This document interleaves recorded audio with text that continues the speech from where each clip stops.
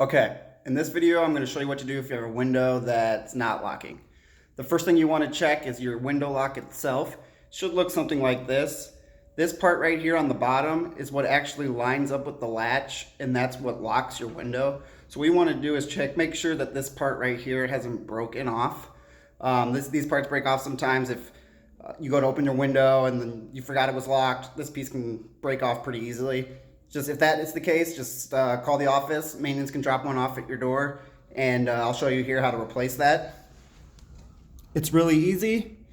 On the old lock, there's just going to be 2 Phillips head screws here. Unscrew these 2 screws, take the old lock off, grab your new lock, line up the same holes. You can use the same holes and the same screws if you want.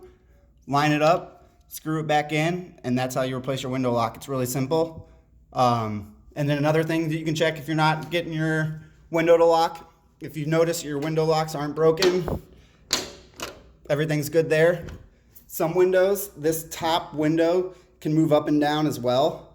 So if you shut your window and it's not lining up with the latches on the other window, you may just have to push up that top window a little bit until those latches line up, and then you should be able to lock it. On this style window, this top window doesn't move, it's the stationary window.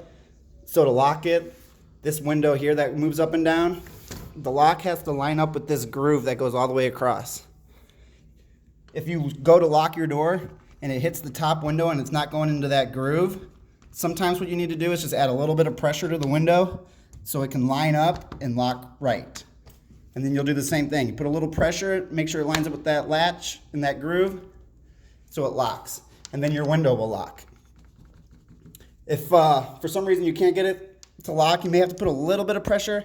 That's normal. That just gives you a good seal when it is closed and locked, so you don't get any drafts that come through. But if for some reason you're pushing down as hard as you can, still won't lock, just call the office. Maintenance will come by and take a look. There's some adjustments we can make.